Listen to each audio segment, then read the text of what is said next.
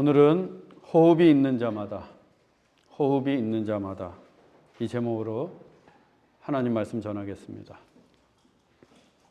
초등학교 4학년짜리 소년이 있었습니다. 이 생일을 맞은 소년은 꿈에도 그리던 기타를 부모님에게 생일 선물로 받았습니다.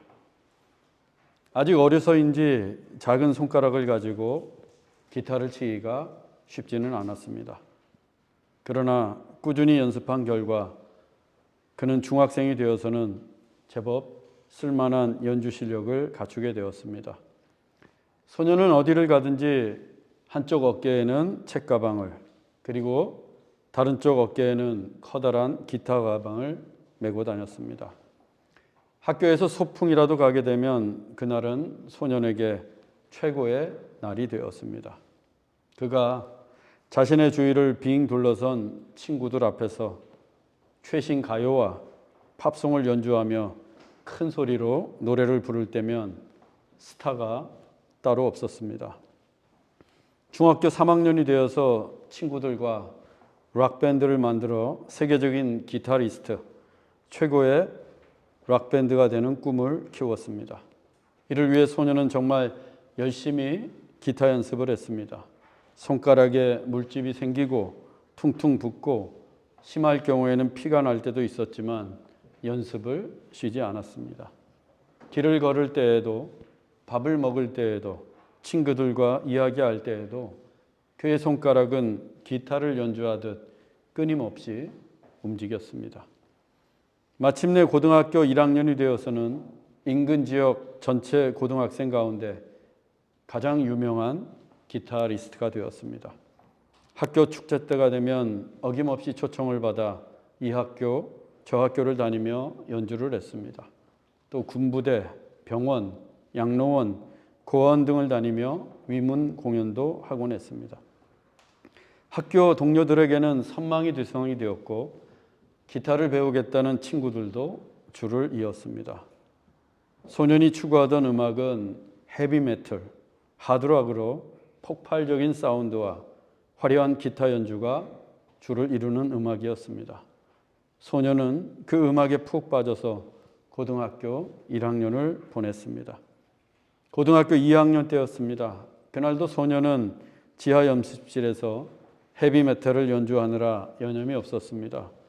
머리를 마구 흔드는 헤드뱅잉을 하며 큰 소리를 지르며 기타 볼륨을 최대로 올려 연주를 했습니다. 그러다 갑자기, 너무도 갑자기 그의 귓전을 때리는 소리가 들려왔습니다. 그 기타로 나를 위해 연주하지 않겠니? 나를 위해 큰 소리로 찬양할 수 없겠니? 모태신앙이었고 당시 교회 고등부 회장을 할 정도로 교회 일에도 열심히 했던 소년은 즉각적으로 그 소리를 하나님의 음성으로 여겼습니다. 설령 하나님의 음성이 아니더라도 최소한 하나님이 주신 마음이라고 믿었습니다. 그는 한 달 남짓 고민을 하며 기도했습니다. 하나님이 나에게 무엇을 원하시는지. 그리고 드디어 기타를 퉁기며 찬송가를 불렀고 교회 친구들과 찬양 밴드를 만들었습니다. 고등부 문학의 밤에서 그 찬양 밴드와 함께 멋진 연주를 하면서 하나님을 힘껏 찬양했습니다. 그렇게 찬양하는 시간이 많아지면서 그의 입술에서는 팝송 대신에 찬양이, 그의 손에서는 헤비메탈 대신에 찬송가를 울리는 시간이 점점 더 많아졌습니다. 그리고 대학생이 되었을 때 그에게 기타는 뮤지션을 꿈꾸는 도구가 아니라 하나님을 찬양하는 악기가 되었습니다. 그렇게 하나님을 찬양하는 시간이 깊어지자 하나님은 그에게 크신 은혜를 주셨고 그는 영적으로 뜨거운 체험들을 하게 되었습니다. 기타를 통해 그의 신앙은 점점 더 깊어져 갔고 기타를 통해 새로운 비전들이 그의 마음속에 꿈틀대기 시작했습니다.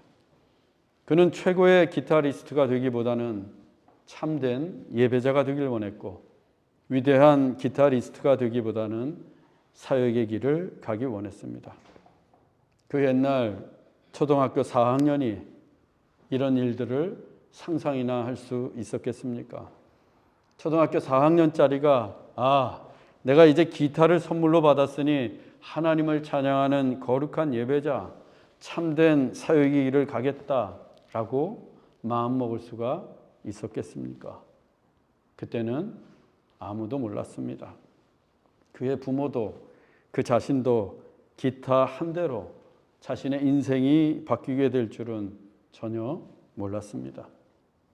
생일 선물로 초등학교 4학년의 손에 쥐어졌던 기타, 아무 의미가 없을 것 같았던 그 기타, 아무도 몰랐지만 하나님께서는 그 기타 한 대를 통해 소년에게 오랜 시간 동안 찬양의 은혜를 부어주셨고 이제는 목회자의 길을 가게 하십니다.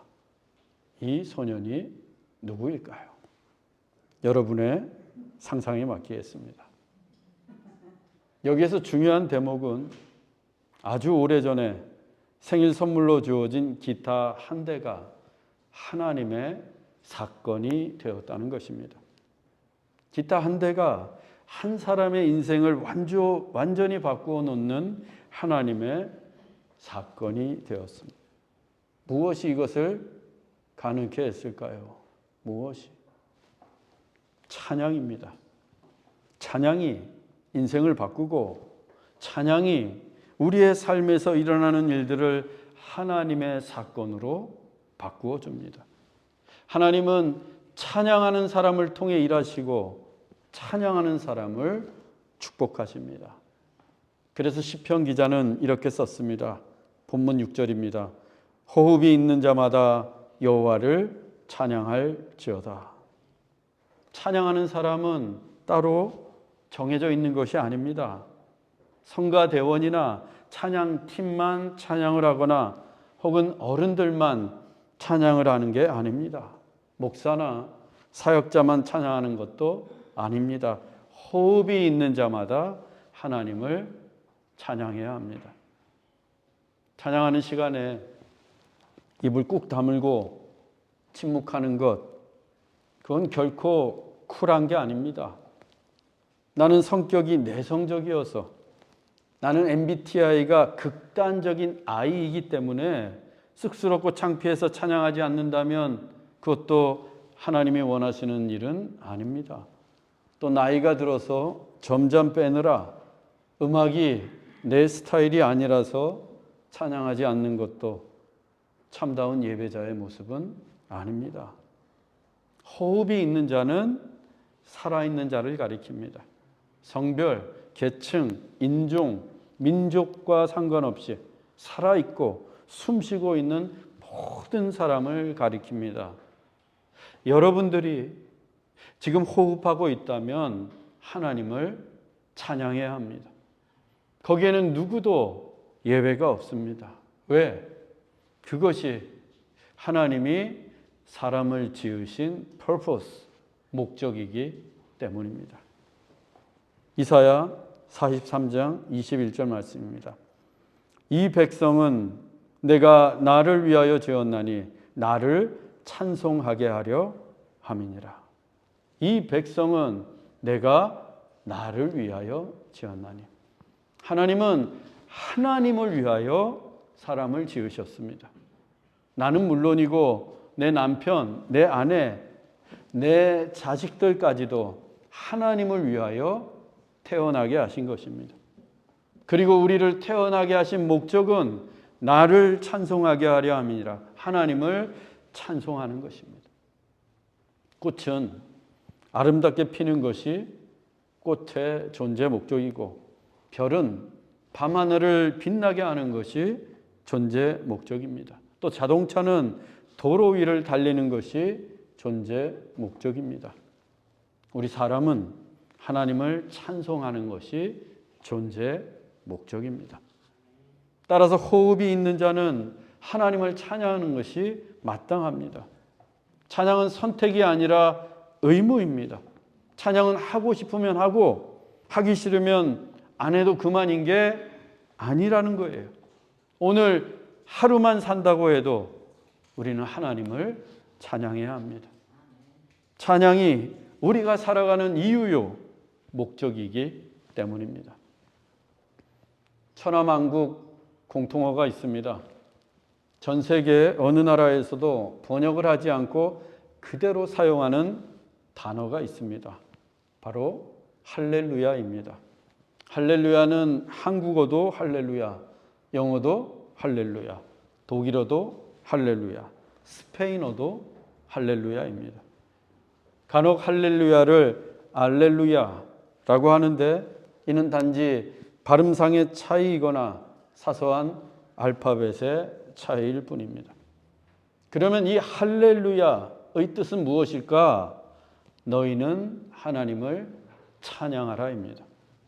할렐루야는 세 단어가 합해진 말입니다. 먼저 할렐은 찬양하다라는 뜻의 히브리어 할랄에서 왔고, 루는 유, 너라는 뜻이고, 야는 야훼 하나님의 줄임말입니다. 그래서 할렐루야를 문자 그대로 해석하면 너희는 하나님을 찬양하라가 됩니다. 하나님은 모든 나라, 모든 민족이 하나님을 찬양할 수 있도록 할렐루야라는 단어를 주신 것입니다. 찬양이 호흡이 있는 자의 의무요, 존재 목적이기 때문입니다. 그러면 우리는 무엇을 찬양해야 할까요? 무엇을? 본문 2절입니다. 그의 능하신 행동을 찬양하며 그의 지극히 위대하심을 따라 찬양할지어다. 우리는 하나님의 능하신 행동을 찬양하고 또한 하나님의 지극히 위대하심을 찬양해야 합니다. 그의 능하신 행동은 하나님이 행하신 일을 가리킵니다. 하나님이 세상을 창조하신 일, 하나님이 우주 만물을 운행하시는 일, 하나님이 우리를 사랑하시고 돌보시고 구원하신 일 등등을 가리킵니다. 그의 지극히 위대하심은 하나님의 하나님 되심을 가리킵니다. 즉 하나님의 존재, 하나님의 성품, 하나님의 마음, 하나님의 사랑, 하나님의 자비, 하나님의 은혜 등등입니다. 따라서 그의 능하신 행동과 그의 지극히 위대하심은 하나님과 관련된 모든 것이라고 할 수 있습니다. 즉 찬양의 대상은 하나님이요, 찬양의 제목은 하나님과 관련된 모든 것입니다. 그러면 어떻게 찬양을 할까? 본문 3절로 5절입니다. 나팔 소리로 찬양하며 비파와 수금으로 찬양할지어다. 소고치며 춤추어 찬양하며 현악과 퉁소로 찬양할지어다. 큰 소리 나는 제금으로 찬양하며 높은 소리 나는 제금으로 찬양할지어다. 이 시편은 약 3,000년 전에 기록된 성경입니다. 3,000년 전에는 오늘날 우리 시대처럼 악기가 다양하거나 많지가 않았습니다. 이 본문에서 언급하고 있는 나팔, 비파, 수금, 소고, 현악, 퉁소, 큰 소리 나는 제금, 높은 소리 나는 제금 등은 3,000년 전에 그 시대에 있던 악기의 전부라고 할 수 있습니다. 시편 기자는 그 모든 악기로 찬양하라고 합니다. 우리의 목소리는 물론이고 우리가 연주할 수 있는 악기란 악기는 모두 다 사용해서 하나님을 찬양하라고 합니다. 이게 무엇을 의미하겠습니까?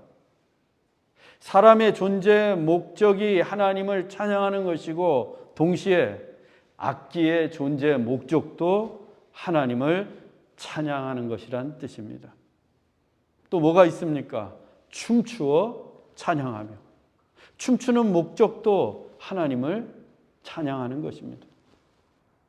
사람들은 좋은 목소리로 노래를 하고 훌륭한 솜씨로 악기를 연주하고 화려한 몸짓으로 춤을 춥니다. 자기 만족을 위해서 또는 남에게 보여주기 위한 공연을 위해서 노래하고 연주하고 춤을 춥니다. 얼마든지 그럴 수 있습니다. 또 잘하면 좋아요. 사람들에게 감동도 주고 좋습니다. 하지만 근본적인 목적을 잊어서는 안 됩니다. 노래하고 연주하고 춤을 추는 근본적인 목적은 하나님을 찬양하는 것입니다. 나는 노래하는 대중 가수지만 하나님을 찬양해야 하는 것을 잊지 말아야 한다는 겁니다. 나는 클래식을 연주하는 음악가이지만 역시 하나님을 찬양해야 한다는 것입니다. 나는 브레이크 댄서이지만 내 몸으로 하나님을 찬양하는 예배자가 되어야 합니다. 그리고 실력을 키워야 합니다. 하나님이 얼마나 귀하신 분입니까? 가장 높고 존귀하시고 위대하신 분이지 않습니까? 그렇다면 그분에게 걸맞도록 우리의 실력을 키워야 합니다. 가사도 외우고 음정도 익히고 연주 실력도 키우고 영적으로 더 깊어지는 등 더 나아지고 더욱더 발전된 모습으로 하나님을 찬양해야 합니다. 그러면 우리가 하나님을 찬양할 때 무슨 일이 일어나는가? 첫째, 우리가 찬양할 때 하나님이 임재하십니다. 우리가 찬양할 때 하나님이 임재하세요. 하나님은 찬송 중에 거하시는 분입니다. 여러분이 찬양을 하면 하나님이 여러분 삶 속에 거하신다는 거예요. 그래서 하나님을 가장 가깝고 친밀하게 느낄 수 있는 방법이 바로 찬양입니다. 찬양을 하면 멀게만 느껴졌던 하나님이 내 마음속에 들어와 계신 것을 알게 되고, 찬양을 하면 하나님의 은혜로 충만해지고, 찬양을 하면 하나님의 비전도 보게 됩니다. 하나님이 찬양 중에 거하시기 때문입니다. 둘째, 우리가 찬양할 때 치유됩니다. 우리가 찬양할 때 치유됩니다. 이 찬양에는 치유의 능력이 있습니다. 찬양을 하면 딱딱하게 굳어진 마음, 불편해진 마음, 다쳐진 마음들이 녹습니다. 찬양을 하면 상처받은 마음이 위로를 받고 깨어진 마음이 온전하게 되고 전쟁 같은 마음에 평화가 임합니다. 사울 왕이 악령에 사로잡혀서 병이 들고 번민하며 괴로워했습니다. 그때 다윗이 수금을 타며 하나님을 찬양했습니다. 그랬더니 사울에게서 악령이 떠나갔고 그의 마음이 상쾌해지면서 그의 병이 나았습니다. 여러분, 요즘 우울하십니까? 속이 아닙니까? 인생이 괴롭고 육신이 힘이 듭니까? 하나님을 찬양하십시오. 성령의 치유하시는 능력이 찬양을 통해 나타날 것입니다. 세 번째, 우리가 찬양할 때 문제가 해결됩니다. 찬양할 때 문제가 해결돼요. 이 바울과 실라가 빌립보에서 복음을 전하다 매맞고 사슬에 매여서 깊은 감옥에 갇혔습니다. 그들이 무슨 나쁜 짓을 해서 혹은 범죄를 저질러서 그런 게 아니에요. 복음을 전하다가, 예수 그리스도를 전하다가 붙잡혀서 옥에 갇혔습니다. 그러면 하나님께 원망도 해보지 않겠습니까? 억울하니까 복음을 전하는 나에게 이런 어려움과 고통을 주십니까? 라고 하면서. 그런데 바울과 실라는 하나님을 찬양했습니다. Instead of complaining to God, they praised Him. 감옥에 갇히고 사슬에 매인 채로 하나님을 찬양했습니다. 그랬더니 갑자기 큰 지진이 나면서 옥문이 열리고 그들을 묶었던 쇠사슬도 다 풀어졌습니다. All their problems were solved. 여러분, 무엇이 문제입니까? 무엇이 여러분을 막고 있고 묶고 있습니까? 하나님을 찬양하십시오. 여러분들을 묶고 있는 것들이 풀어지고 여러분의 문제들이 해결될 줄로 믿습니다. 찬양을 하면 내 안에 하나님이 거하시고, 찬양을 하면 치유도 받고, 찬양을 하면 문제들도 해결된다는데, 그러면 당연히 찬양해야 하지 않겠습니까? 사랑하는 형제자매 여러분, 찬양은 우리의 존재 이유와 목적입니다. 호흡이 있는 자마다 하나님을 찬양하십시다. 우리의 마음을 다해 힘을 다해 하나님을 찬양하십시다. 우리의 목소리로 연주로 춤추며 하나님을 찬양하십시다. 우리가 찬양할 때 하나님이 우리 안에 거하시고 하나님이 우리를 치유하시고 하나님이 우리의 문제들을 해결해 주시기를 주 예수 그리스도의 이름으로 축원합니다. 기도하겠습니다. Heavenly Father, if we have even a breath left, let us praise God. Let us praise God with our voices, with our instruments, and with our dancing. When we praise, may God dwell in us, heal us, and give us peace. We believe that when we praise, all our problems will be solved. 사랑의 하나님, 우리에게 한 줌의 호흡이라도 남아 있다면 하나님을 찬양하게 하옵소서. 우리의 목소리로, 우리의 악기들로 우리가 춤을 추며 하나님을 찬양하게 하옵소서. 우리의 찬양 중에 하나님이 거하여 주시고 우리가 찬양할 때 우리를 치유해 주시고 평화를 나누어 주옵소서. 그리고 우리가 찬양할 때 우리의 모든 문제들이 해결될 줄로 믿습니다. 길이요 진리요 생명이신 예수 그리스도의 이름으로 기도하옵나이다. 아멘.